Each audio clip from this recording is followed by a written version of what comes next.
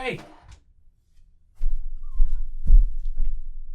Let's talk about the longsword. Ever since I first started playing Monster Hunter, there is one weapon I have solely mained throughout the entire series, the best weapon in the series, the longsword. Now that every generation of Monster Hunter has been covered and every update of Frontier, there's various specific aspects of the game that I'd like to cover. To start, today we'll be going over the history of the longsword, focusing less on the development of the weapon and more on how it evolved over each game and each generation. Keep in mind, there's less development history to go over, so these videos will probably be short in comparison to the previous history videos. We'll also be going over the Rise longsword now that the demo has been released. There are a lot of revisions and fine-tuning with this weapon. A lot of design decisions moved back and forth through multiple games, such as whether or not the player would lose one level of charge or the entirety of their charge when the charge gauge runs out. And there's been a history of disdain for this weapon, from its weeb design to its extended hitbox, which can collide with other hunters and interrupt or trip them mid-combo. Due to this and the popularity of the weapon, longsword is rather notorious among Monster Hunter fans. But how has it evolved since its initial inception in Monster Hunter Dayz? Today we'll take a look at all of the design changes, revisions, and additions to the weapon from Generation 2 all the way to Rise. I'm SuperRad, and this is Monster Hunter, History of the Longsword.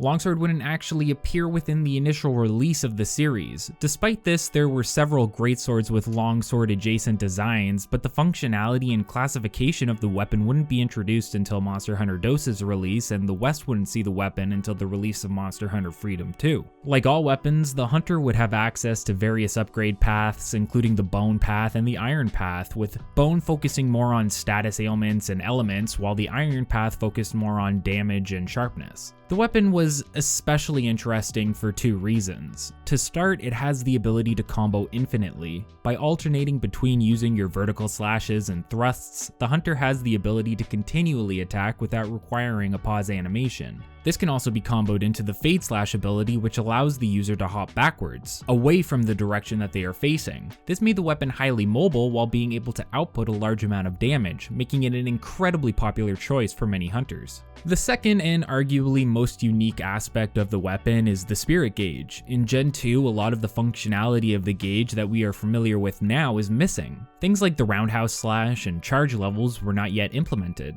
Instead, hunters were simply expected to maintain their gauge. Maxing out the gauge would activate an effect that applied a hidden 12% increase in raw damage, as well as a non-hidden plus 10 to raw. This effect would last about 25 to 30 seconds if not attacking anything, and the spirit gauge would stop depleting over time, instead only being used up by attacks from the spirit combo. An additional aspect of these spirit moves were that they didn't cause a bounce animation if the hunter's sharpness was low, allowing the hunter to continue their combo regardless. As a weapon, it offered many advantages, including high damage output, mobility, and range. However, as a slashing weapon, the longsword is ineffective at breaking parts that are weak to impact, such as horns or fangs. Still, it was an incredibly useful slashing weapon for dealing damage to heavily armored monsters thanks to its spirit combo. To be efficient at the weapon, it pays to be patient. Thanks to the Fade Slash and the large delay windows, the weapon can be cancelled out of combos and repositioned fairly easily if practiced. This allows alert players to constantly reposition without losing out on DPS and wait out their next attack based on the telegraph of the monster. Does it make sense to keep the combo going, or does it make more sense to Fade Slash out of the way?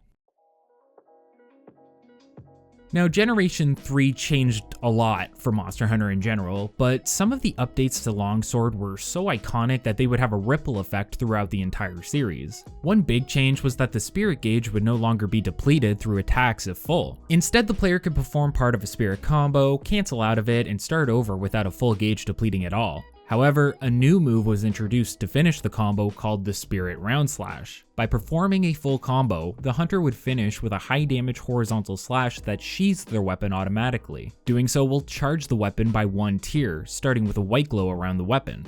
The player then has a limited amount of time before the charge depletes to perform the same combo again. This allows them to move up in the charge levels, starting from white to yellow to red, which offers the largest damage boost. One of the big issues in Tri was that the charge level didn't visually inform the user when it was depleting, meaning there were many chances for the user to perform a roundhouse slash too late, only to lose all of their charge tiers and gauge. The red charge depleted the fastest, but by continuing to perform roundhouse slashes, players could refresh it, allowing the hunter to remain in the red throughout the entirety of the hunt if they played the weapon efficiently. Tri also introduced an upgrade to the Fade Slash. Players were no longer limited to moving backwards, but can now dictate which direction they would jump toward, making the weapon even more versatile. Portable Third attempted to rebalance the weapon slightly, nerfing how the spirit gauge depleted. Once again, using spirit combos on a full gauge would deplete it with each attack, so the hunter was back to having to properly utilize gauge gains at all time. However, they made up for this in two ways. One, the charge level now visually conveyed how close it was to running out over time. Two, allowing the charge level to run out simply reverted you to the previous level, so yellow to white or red to yellow as an example, making it much less punishing overall. Most of these changes carried over into 3 Ultimate as well, with minor revisions, meaning Portable Third and 3U were both a very successful high point for longsword users, as keeping consistent damage was much easier at this point in the series, but it would be Generation 4 where we began to see power creep and the abilities of the weapon explode.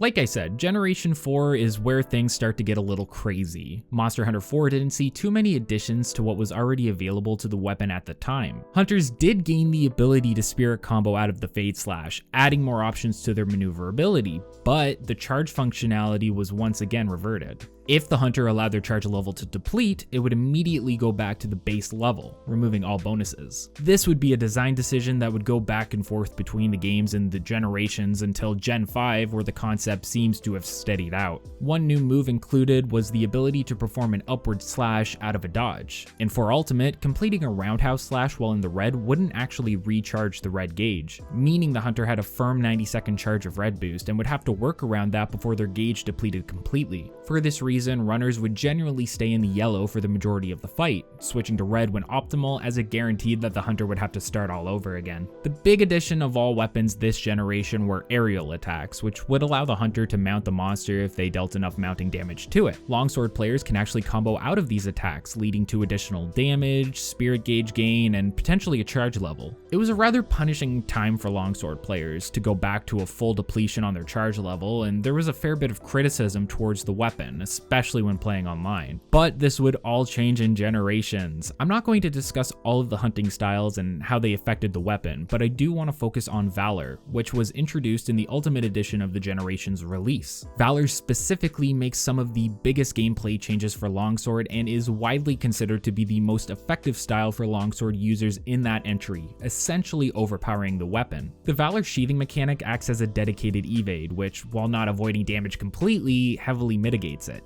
When in the sheathing stance, hunters have the ability to spirit slash, sheathe, rinse, and repeat, building up their Valor gauge until they are at a full blue charge. Certain moves the hunter may be used to are locked behind the Valor gauge or the Valor mechanic in some capacity. For example, the Fade Slash doesn't fully become available until fully charged, but hunters can Fade Slash at any time out of the sheath stance. While the damage buff from the blue Valor charge is not as strong as the red, it's infinitely easier to gain and keep active. And with moves like Critical Juncture, Longsword was truly at the top of its game in this entry. Valor Longsword also had the additional mechanic of properly timing the start of your Spirit Gauge combo to lead into a counter. If the hunter times the start of their combo properly, as the enemy is attacking them, they'll lead into a high damage counter. This Spirit counter could also lead into a shortened version of the full Spirit combo, making one of the strongest moves of the weapon incredibly spammable. This really was the start of the Longsword's legacy as a counter weapon and would define it moving into Generation 5. Funny enough, the weapon again reverted the charge level design on the normal styles, so that if the level runs out, it just moves down to the previous level instead of completely removing all benefits. Seriously, the weapon was insane in this entry.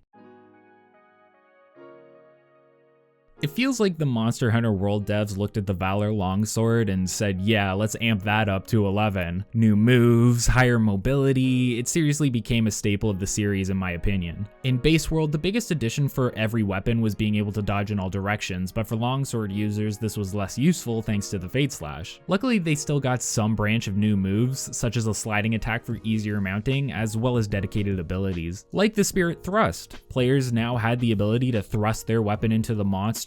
When hit, the player could then launch into the air before crashing down. If the hitbox of the sword met with the monster on landing, it would be hit by several high damage attacks all at once. This would become incredibly strong at high charge levels, with the downside being that performing the attack would lower the user's charge level by 1. Foresight Slash was the next huge addition. Hunters could cancel out of their delay window into the Foresight Slash, having them slide back away from the enemy. If the hunter is hit by the attack of a monster in a specific time window, they would then dodge said attack and perform a counter. When the counter connects, they can follow it up with a Roundhouse Slash, automatically boosting their charge level by 1. This move would completely drain the spirit gauge if the hunter didn't time it correctly, making it a risk versus reward scenario that promoted skillful knowledge of the enemy's moveset. Iceborne introduced new mechanics revolving around the Clutch Claw, such as being able to use the Slinger and Clutch Claw when the hunter's weapon is unsheathed. Longsword specifically could use the Slinger mid-spirit combo, but Clutch Claw is garbage, and we're going to focus on the main new addition for the Longsword, the Special Sheath. Players now had the ability to sheathe their weapon in between their combos. Doing so opened up a couple of new options. The first was the normal EI Slash. By attacking out of the sheath, the hunter would be able to do a special EI attack that, if connected, would add a regeneration effect to their spirit gauge for a limited time. This attack could even be comboed into the final attacks of the Spirit combo, allowing the hunter to raise their charge level incredibly easily. Next, if the player activates their Spirit combo while sheathed, they will perform the EI Spirit Slash, which deals high damage by itself and eats up a charge level if not timed correctly. There's additional benefit if timed right, however. Similar to Foresight Slash, if the player times the move with the monster's attack, they will evade it and deal additional high damage. This is possibly one of the highest points for Longsword when it came to the abilities it had available to it on top of mobility and the amount of damage it could produce in a short period of time. This wasn't without a few downsides, however, namely Helm Splitter's hitbox being so poor that you'd often see hunters miss the mark of something that looked like it connected.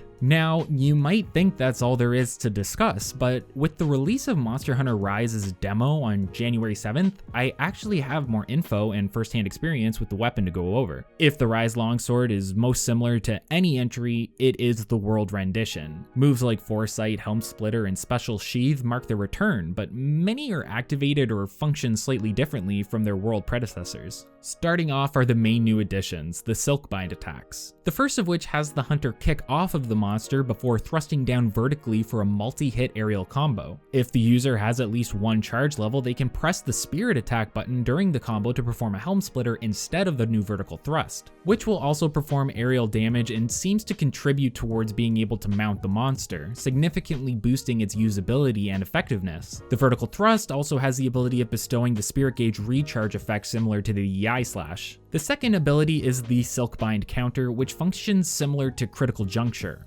Since it only costs 2 wire bug charges to use, it's been balanced out by costing 2 charge gauge levels as well. Hunters that use it while in the red state of their charge will see the most benefit but will be sent back to white charge upon connecting. No, that is not correct. It is not 2 charge levels. I thought it was, people told me it was, but it's not. It's 1 charge level. You lose 1 charge level when you use that ability. When you use the Silkbind counter, it's one charge level, 1.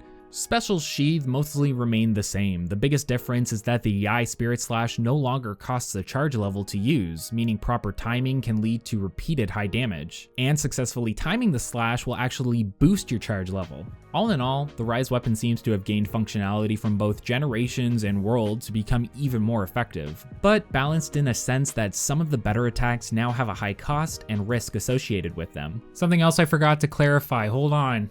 Wait 1 second, something else I forgot to clarify. Those Silkbind moves that we're seeing are almost definitely not the only Silkbind moves we're gonna have available to us. It's most likely gonna act like Hunter Arts where you're gonna be able to mix and match certain Silkbind moves that you want to use. Maybe we'll have Sakura Slash. I'm hoping for Sakura Slash because I don't find the Silk Mine counter that useful considering we have Foresight Slash and the Spirit Yai Slash. So if Sakura Slash gets added, I'm gonna be pretty excited for that. But yeah, sorry, I forgot to mention that. Hi, Gabe.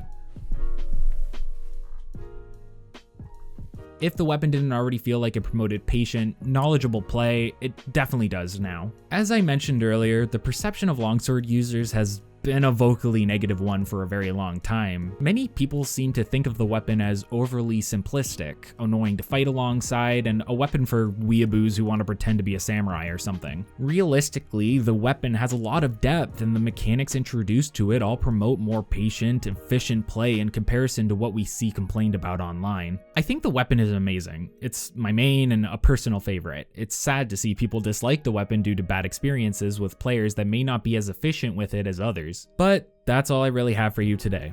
Longsword went from a very basic high damage weapon that was highly maneuverable to an even more maneuverable, untouchable counter machine that is not to be trifled with. If you like this video, consider liking, commenting, and subscribing. Let me know what your favorite weapon is and what weapon you want me to cover next. Thanks so much for watching, everyone, and I'll see you in the next video.